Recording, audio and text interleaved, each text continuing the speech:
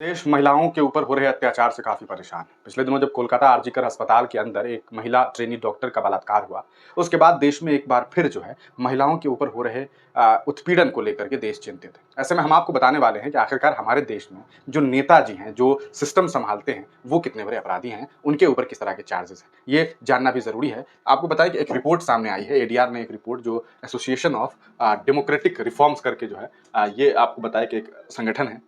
उन्होंने एक डेटा बनाया है और वो डेटा है कि महिलाओं के ऊपर अत्याचार से संबंधित मामले घोषित करने वाले वर्तमान सांसदों विधायक का ये विश्लेषण है 2024 का। इसमें आप देखिए महिलाओं के ऊपर अत्याचार से संबंधित मामले वाले वर्तमान सांसद विधायक जो है वो किस तरह से भारतीय जनता पार्टी इस पूरे मामले में टॉप पर है। बीजेपी में जो है 54 सांसद और विधायक ऐसे हैं जिनके ऊपर महिलाओं को लेकर के उत्पीड़न करने के चार्जेज हैं और इस मामले में कांग्रेस दूसरे नंबर पे है। हालांकि ये आपको जो आंकड़ा है वो इनका आंकड़ा बीजेपी के सामने में आधा है, यानी कि बीजेपी में 54 सांसद और विधायक के ऊपर इस तरह के आरोप है, वहीं कांग्रेस में 23 हैं। तो आप अंदाजा लगाइए कि सत्ताधारी पार्टी जो है उसके क्या हालात हैं महिलाओं को लेकर के। उसके बाद टीडीपी जो है तेलुगु देशम पार्टी, आप देखेंगे तो 17 लोग इसमें ऐसे हैं जिनके ऊपर इतना बड़ा आरोप है। इसके अलावा आम आदमी पार्टी में 13 लोग हैं। उसके बाद एआईटीसी है उसमें 10 हैं। निर्दलीय में 6 लोग ऐसे हैं जिनके ऊपर महिलाओं के उत्पीड़न के चार्जेज हैं। राजद जो कि बिहार की पार्टी है उनके ऊपर 5, शिवसेना 3, बीजद 2, डीएमके 2, जनसेना पार्टी 2 और समाजवादी पार्टी में सिर्फ 2 नेता ऐसे हैं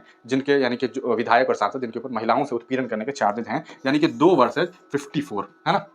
आप देख के देखिए एक बार। उसके बाद देखिए ये आपको वाईएसआरसीपी है जिसके ऊपर 2, उसके बाद एआईयूडीएफ के 1, उसके बाद भारतीय आदि आवासी पार्टी है 1, सीपीआईएम पर 1 और इसी तरह एक-एक करके है। तो ये हमारे देश में उन लोगों के हालात हैं जो इस देश में रिफॉर्म करने के लिए भेजे गए हैं, इस देश के लोगों के रिफॉर्म के लिए भेजे गए हैं, सदन में भेजे गए हैं, उनके ऊपर किस तरह के चार्जेज हैं। तो आप इस पूरे मामले पर क्या कुछ सोचते हैं? क्या आपको लगता है कि देश के गद्दी पर बैठाने के लिए लोगों के ऊपर जो चार्जेज है उसका ख्याल रखा जाए? अब सवाल ये है कि क्या सिर्फ चार्जेज होने की वजह से किसी के घर पर बुलडोजर की कार्रवाई हो सकती है? ऑब्वियस सी बात है नहीं, लेकिन देश में कई सारे लोगों के ऊपर सिर्फ आरोप लगने की वजह से बुलडोजर की कार्रवाई हो जा रहे हैं। अगर बुलडोजर की कार्रवाई सही होती तो ये जितने लोग हैं इनके घरों पर भी बुलडोजर चला दी गई होती। आप तमाम लोग क्या कुछ सोचते हैं? अपनी राय कमेंट सेक्शन में जरूर दीजिए।